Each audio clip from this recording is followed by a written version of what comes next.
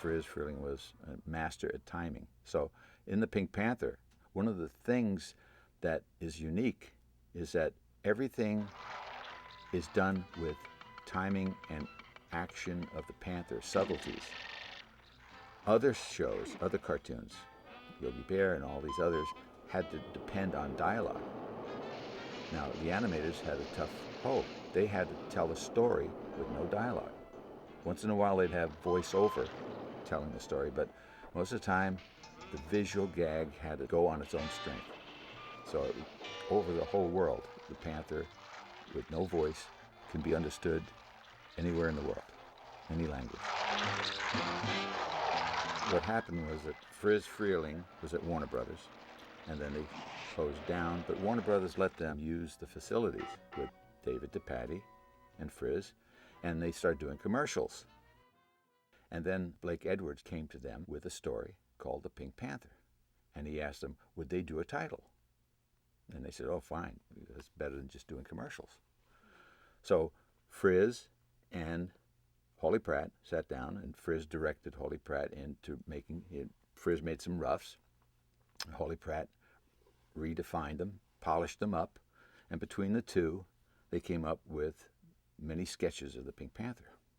But the thing was that the Pink Panther turned out to be a special thing that clicked with the audience. And on the strength of that, United Artists came and said, will you do a theatrical series of the Pink Panthers?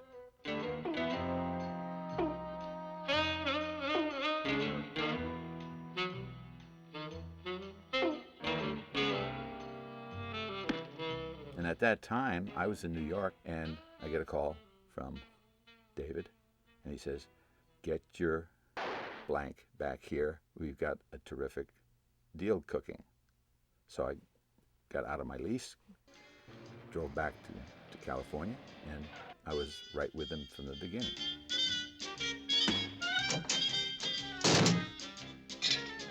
They wanted to create a series because the title went over so tremendously. In fact, the reviews were saying the title was better than the movie. And with the combination of him giving some rough sketches to Holly Pratt and giving them some ideas, then Holly Pratt would polish it up. And Friz said that himself, that Holly Pratt was his anchor that made everything look good. If you knew Holly Pratt, he was a tall, slender man, and he was the essence of the Pink Panther. Now, things could have gone a different way. We could have had a short panther like Friz, but Friz luckily said, no, make him tall like Holly Pratt, which is good for everybody. When we did the first cells on him, they used a red grease pencil for the outlines. It gave the panther a soft look to him, kind of a fuzzy outline. Then for later on, they said, well, let's try Xeroxing it with a black line. I said, no, you're taking the softness away from the panther. So they tried it, and it just didn't go over well. So they went back to, not the grease pencil this time, they went back to professional girls, they call them inkers, with a brush or a pen. They would just trace the animator's drawings. They put the paper down, then they would take a cell, trace every line in red, then flip it over and put all the colors to it. Like everything else, you trial and error, you try it. During the time we worked together on this, we did come up and try a voice of Rex Harrison one time on a theatrical short. Why can't man be more like animals? And we got a lot of bad comments back because many said, oh, that doesn't sound like what I thought the Panthers should sound like. So they went back to the pantomime.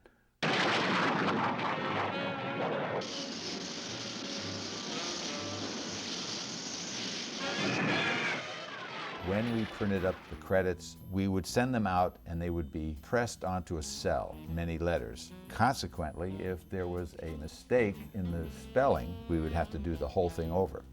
So I devised a cut letter system.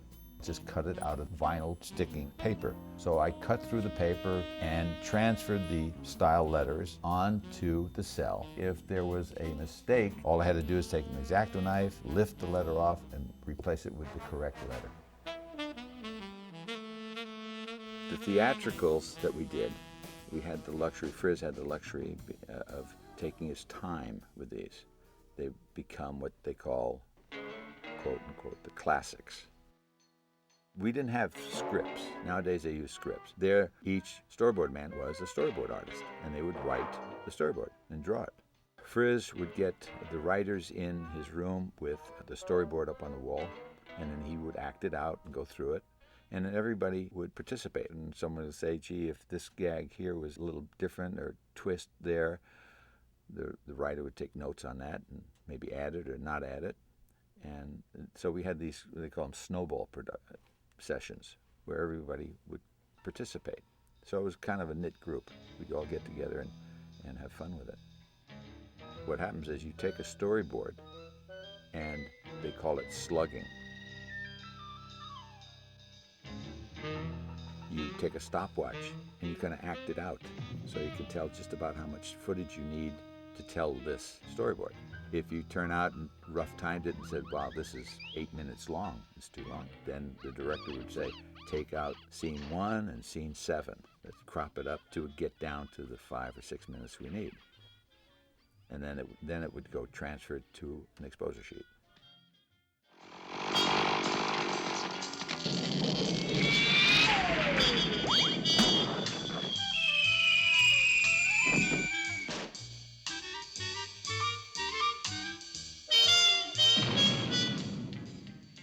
Paulie Pratt liked to use a bar sheet so that Henry Mancini could start his music way in advance of the finished animation.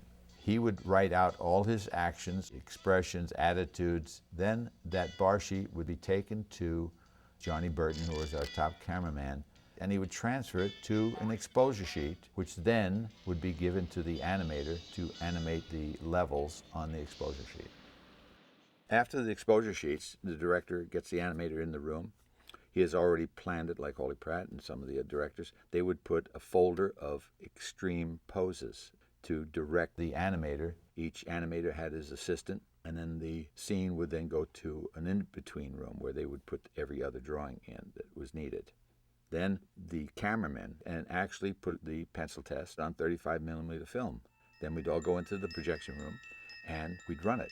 As Frizz would sit in there and he'd say, back it up, move it forward.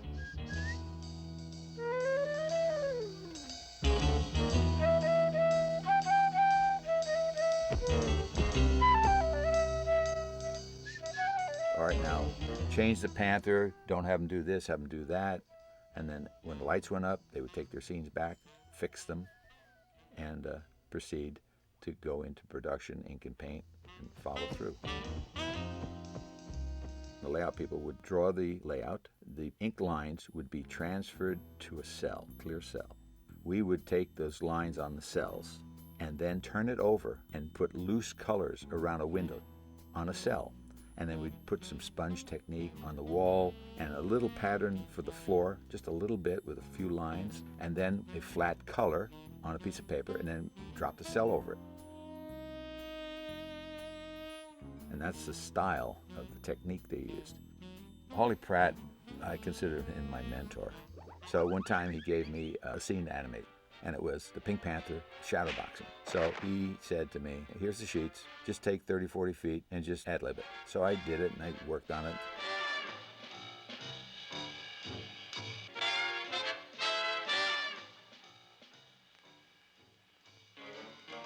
And it came out good and he liked it.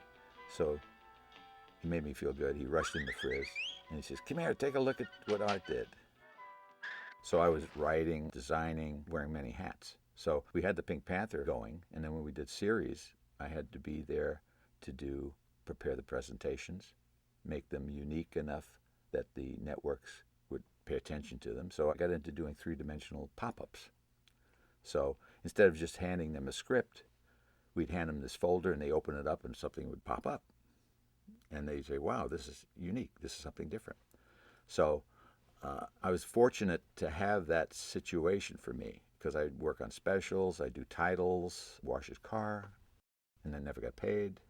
No, but I would do all that kind of stuff. I had a great opportunity because they would depend on me to prepare the next presentation to the network. So I would be, as I'm finishing up my work, titles, doing all that other work, I would start doing the presentation. So I was never let off. I would be on constantly. My vacations were like one day at a time because they say, we need to get this to the network. And then I was rushed to get that approved so I can get all the people back to work.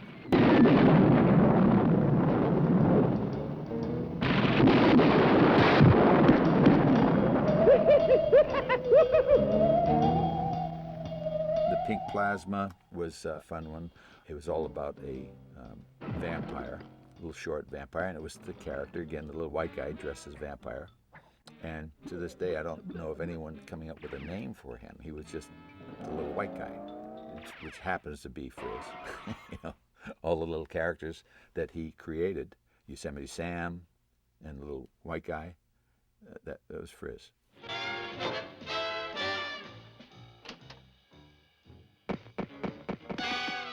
I had a hate-love relationship with Frizz, and everyone else did too. You know, he could be real gruff, and then when somebody said, "Oh, you're too mean on that guy," and then he'd come over and say, "Oh, I'm sorry, I was so mean." But at the moment, he'd be rah rah rah, you know, like that.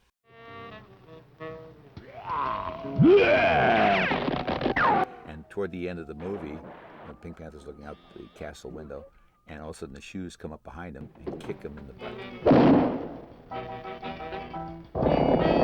Will you play with me? And that's my voice on there.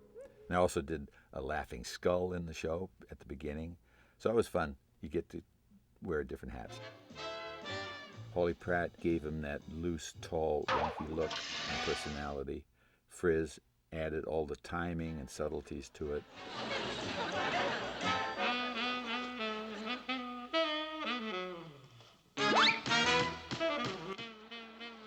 Jerry Shinneke was Frizz Freeling's favorite for any walk cycles that are unique. So he's the one that came up with the Panther's unique little skip and shuffle that he has in his walk. Then John Dunn made the character really come alive with all his funny gags that he came up with.